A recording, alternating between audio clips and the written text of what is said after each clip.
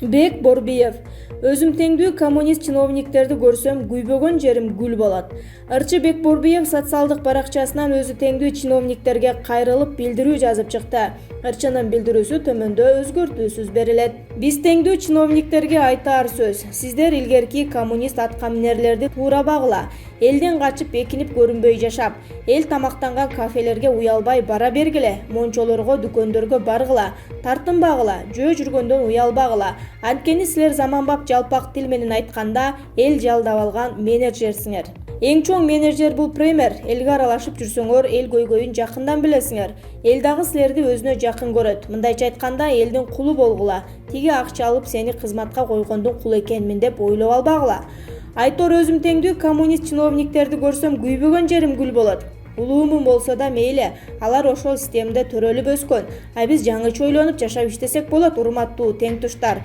Биз 20 жашка чыккандан бери СССР жок. Ал эми эч качан кайрылып келбейт. Ал бүткөн, туура багыла, аларды ал заман өткөн. 30 жылдан бери жаңы жашоо, деди Бек Борбиев. Тилек Токтогазиев. Бизди каралоо үчүн фейктер тобуна команда берилип, тепкилеп киришти. Тилек мырза, жаңы демге жаңы күч болуп кошулуп, курштем менен чыгуудасың. Тоскоолдуктар, коркутуулар болгон жокпу? Даярдыктар кандай башталууда? Өтө чоң коркутуулар болду деп айта албайм. Майда чүйдөлөрү орун алып айтылып калып жатат. Альянска 4-5 күчтүү топтор келди. Азыркы учурда программаларыбызды талкуулап карап жаткан учурубуз. Көпчүлүгү бириккен жаштар улуу мундагы саясатчыларга баш ийип калышат дегендей пикирди айтып башташты. Андай деле болгон жок. Тескерисинче жаш саясатчыларга жол ачып берип жатышат. Биз болсо жоопкерчиликти моюнга алабыз. Ар бир нерсенин өз мезгили бар. Саясатчылардын көтөрүлө турган мезгили, саясаттын туу чокусунда турган мезгили, кайра ылдыйлаган мезгили дегендей. Биздеги улуу мундагы саясатчылардын тарыхта жакшы из менен калсак деген үлгүлүү ойлору бар деп ойлойм. Чийирген системаны сындырам деген сөзүң социалдык баракчаларда катуу талкуу жаратты окшойт. Мындай сөз албетте айрымдарга жага бербейт. Оппозициялык блок болуп чыкканда баары эле каралоого маалымат издешет. Каралоо максаттары болот. 18 жашымда 2000 сом менен ишкерликти баштап, жаман иштерге аралашпай ак мээнетим менен жүргөндүктөн аларга кынтык табуу оорураак болот. Болбогон бир нерседен кармап алып эле жаманатты кылып тийишкенге аракет кылып жатышат. Атайын бир фейктер тобуна бизге карата каралоо иштерин жүргүзгүлө, тепкилегиле, соккула дегендей команда берилгендей. Бирок биз элдин үмүтүн актаганга, жаңы жол салууга даярбыз. Бишкекте чак түштө Керемет банк тонолду. Кечээ 12 июнда Бишкектин Манас Бөкөнбаев көчөлөрүнүн кесилишинде жайгашкан Керемет банктын сактык кассасы тонолду. Бул тууралуу ички иштер органдарындагы өздүк булактар тастыкташты. Колубузга тийген сүрөттөр менен тасмаларга таянсак, чак түштө саат 12-лер чамасында банктын филиалына кирип келген 2 азия түспөл белгисиз жарандар пистолет колдонуп, кассирлерди коркутуу менен 2 миллион сомго жакын акчаны көтөрүп кетишкен. ИИМдин расмий өкүлчүлүгү азырынча маалымат бере элек. Мирлан Бакиров. Бизде бийлик талашуу 1-орунга чыгып, көйгөйлөр 2-орунда калып калгандай сезилет. Күзүндө өтүүчү парламенттик шайлоого мекеним Кыргызстан саясий партиясы менен барууга белсенип жаткан Жогорку кеңештин өнүгүү прогресс фракциясынан депутат, вице-спикер Мирлан Бакировдун Медиа Центр мультимедиалык маалымат агенттигине берген маегинин 2 бөлүгүн сунуш кылабыз. Мында болсо эл өкүлү 5 жылдык депутаттык ишмердүүлүгү тууралуу айтып, Кыргызстандын экономикалык абалына, чек ара маселелерине сар эсеп салды. Сиз Жогорку кеңештин 6-чакырылышындагы депутаттык ишмердүүлүгүңүздү кандай жыйынтыктап жатасыз? Эмне иштерди жасап жетиштиңиз, дагы эмнеге үлгүрбөй калдыңыз? Жаңы шайланып келгенде биздин фракция көпчүлүк коалицияга мүчөлөрдүн бири болуп кирген. Ошол кезде агрардык саясат, суу ресурстары жана региондорду өнүктүрүү боюнча комитеттин төрагасы болуп 1 жылга чукул иштедим.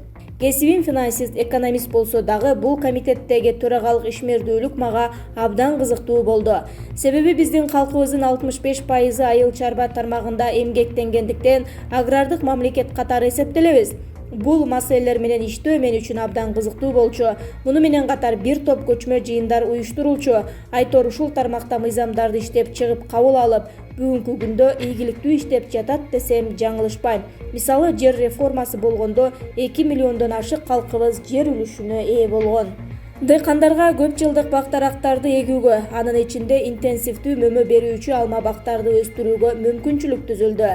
Объективдүү себептер менен фракция көпчүлүк коалициядан чыккандан кийин жөнөкөй депутат катары алектенип келдим. 2017 декабрь айында вице-спикерлик орун бошоп, 3 талапкер Республика Ата Журт фракциясынан Талант Мамытов, Атамекен фракциясынан Сайдулла Нышанов жана мен ат салышып, 61 добуш менен утуп бул орунга дайындалдым. Ошол күндөн бери вице-спикер катары иштеп келе жатам. Вице-спикер катары жыйындарды алып баруу, депутаттарды башкаруу милдетин аркалап келесиз. Сиздин оюңуз боюнча ушул парламент кандай иштеди? Эки чакырылыштын депутаты катары айтсам, ар бир чакырылыштын өзүнүн өзгөчөлүгү, өзүнүн миссиялары болот. Мамлекеттик деңгээлде, эл аралык деңгээлде стратегиялык чечимдерди кабыл алган учурлары болот. Жалпысынан алганда парламенттин табияты ушунда. Коомчулук дайыма сындарды айтып келет. Албетте, кесиптештеримди сындоодон алысмын. 5-чакырылыш парламенттик президенттик башкаруу системасына жаңы кадам таштаган өзгөчө чакырылыш болду десем жаңылышпайм. Мурдагы премьер-министрлер, сот төрагасы, прокуратурада иштеген жана башка тармактагы көптөгөн адистерден түзүлүп, жаңы системада түзүлгөн өзгөчө курам болгон. Ал эми азыркы 6-чакырылыш болсо парламенттик партиялык тизме, пропорционалдык шайлоо, анын ичинде биометрикалык каттоодон өтүп добуш берүү менен жалпы коомчулук тандап алган партиялардан түзүлгөн парламент. Азыр дагы ар тармактан келген өкүлдөр бар. Балким ишкерлер көбүрөөк кылышы мүмкүн. Бирок ошону менен катар дарыгер, мугалим жана спорт тармагынан келген эл өкүлдөрү бар. Жалпысынан алганда эл добуш берип, өзү тандаган талапкерлерден түзүлгөн курам иштеп жатат. Анын ишмердүүлүгүнө шайлоочулар баасын берет. Баа берүүгө аз эле убакыт калды. Сиз парламенттик башкарууну колдойсузбу же президенттик системаныбы? Ар кандай ойлор келет. Кээде президенттик башкаруу болсо кандай болмок деп ойлогон учурлар болот. Бирок менин жеке пикиримде толук кандуу парламенттик башкаруу системасына өтүшүбүз керек. Салыштырмалуу Кыргызстан Орто Азия мамлекеттеринин ичинен бул системаны тез басып өтүп жатат. Келечекте жоопкерчиликти алыш үчүн парламенттеги 1 же 2 партия көпчүлүк добушту алып, өкмөттүн курамын, программасын бекитүүдө жана башка маселелер боюнча жоопкерчиликти алып, реформаларды жасап жана жыйынтык көрсөтүшү керек. Келерки чакырылыш кандай болот деп ойлойсуз?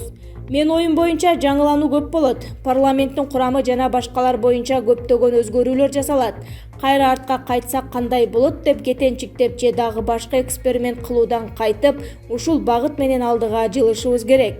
Туруктуулук эл аралык мамиледе да өзгөчө ролду ээлейт. Европа Кыргызстанга парламенттик демократиялуу мамлекет катары жогору баасын берип жатат. Чек ара маселесине көп кайрылып жүрөсүз. Акыркы убакта Кыргызстанда чек арага байланышкан көйгөйлөр өтө көп. Бул чечилүүчү маселеби же кадыресе эле көрүнүшпү? Эгемендүүлүк тарыхыбызды карай турган болсок, убакыттын көпчүлүгүн бийликке жетүү же бийлик талашуу менен өткөрүп ийгендейбиз. Бул партия же бул талапкер бийликке келиш керек деген талашуулар биринчи орунга чыгып, экономикалык, социалдык, чарбалык проблемалар экинчи, үчүнчү орунда калып калгандай сезилет. Далил катары айтсам, экс-депутат Өмүрбек Текебаевдин Убактылуу өкмөт аттуу китебин окуп чыктым. Анда эгемендүүлүктү алгандан тартып 2010 жылкы революцияга чейинки кадамдар жазылган. Анда ички саясат менен алып урушуп калганыбызга нандым. Чек ара маселеси абдан назик, дипломатиялык мамилени талап кылган маселелердин бири. Аны чечүү албетте оор. Биздин мыйзамдар боюнча чек араны чечүүнү толугу менен өкмөт алган. Парламент такталган чек араны мыйзамдаштырып, ратификациядан гана өткөрүп берет. Президент мамлекет башчысы катары экинчи мамлекеттин президенти менен сүйлөшүү жүргүзүшү мүмкүн. Бирок делимитация жана демаркациялоо чек араны тактоо боюнча түздөн түз жоопкерчилик өкмөткө милдеттендирилген. Ошондуктан жоопкерчиликти толугу менен өкмөт башчысы алышы керек. Албетте, азыр премьер-министр үчүн оор болуп жаткандыр. Анткени кээ бир жерди алмаштырууга, кээ бир жерди берүүгө бара турган болсо, коомдук пикирлер айтылат. Ошондон тайсалдап жатышы мүмкүн. Бирок эрте эле кеч чечүү керек, ансыз болбойт. Депутат катары сунушум, чек араларды тактоо боюнча комиссиянын макамын мыйзам менен бекитип берүү зарыл. Анткени комиссиянын туруктуулугу бир пикирди айтышы, мамлекеттик кызыкчылыктарды жана сырларды сакташы маанилүү.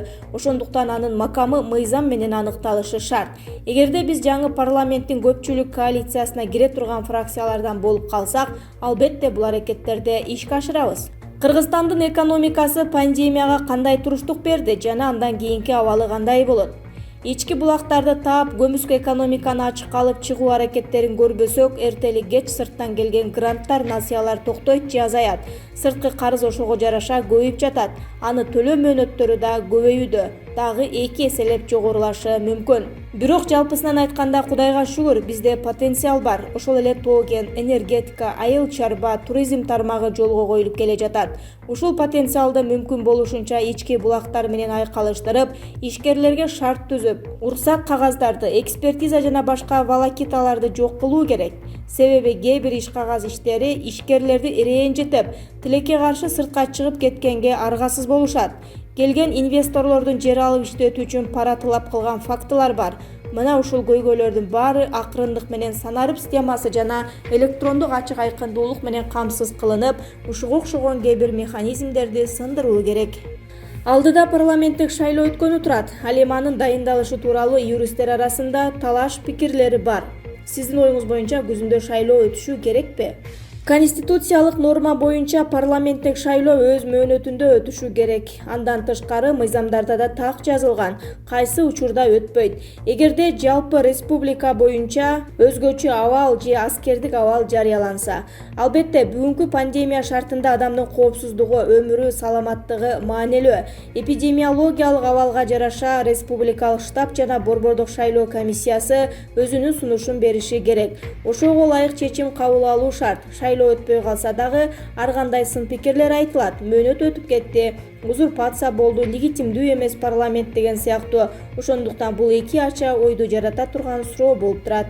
Жылда ысык көлгө барып эс алсаңыз керек. Быйылда барасызбы? Деги эле туристтик мезгил кандай болушу керек? Ооба, жыл сайын жогорку кеңештин пансионатына барып үй-бүлөбүз менен 10 күнгө салып келчүбүз. Учурда шайлоо жылы жакындап калгандыктан ошого жараша бир чечим кабыл алабыз деп турам. Өзүм 10 күн эс албасам да бала чакамды алып барам. Туристтик сезон салыштырмалуу быйыл жигердүү болбой калышы мүмкүн. Бирок ички туризмди өнүктүрүүгө салым кошуу керек. Албетте дарыгерлердин айткан көрсөтмөлөрүн сактап, иммунитетти көтөрүп, көлжегинди эс алууга неге болбосун. Мен оюм боюнча сырттан келген туристтердин агымы азайып, аймактардан келген ички эс алуучулардын саны көп болот. Үй-бүлө тууралуу айтып калдыңыз. Балдарыңызга кандай атасыз? Камкор атамын деп ойлойм. Балдарымдын, кыздарымдын билим алуусуна, бааларына көңүл бөлүп, аталык тарбиямды, мээримди берип турганга мүмкүн болушунча аракеттенем. Үй-бүлөмдө мага карата эч кандай дооматтары жок. Жубайыңызга кандай жарсыз? Саясатчынын жубайы болуу оор болушу мүмкүн, бирок ал киши менен башынан эле келишкенбиз. Ал мен иштериме, саясатка аралашпайт. Балдардын тарбиясы, окуусу, кийим-кечек маселелери менен алек болот. Саясатчы болгондон кийин социалдык тармактар аркылуу ар түрдүү пикирлер айтылып келет. Ошол учурларда өзүнүн адамдык пикирин айтып калат. Андай учурда жубайыма, балдарыма же туугандарыма түшүндүрөм. Биз саясатчыбыз, коомдар кандай сындар айтылат. Аны көтөрө билип, кайгыга чөгүп кетпей, мактоо болсо асмандабай, тең салмактуулукта жүрүш керек. Бардыгын убакыт өзү ордуна коет деп айтам.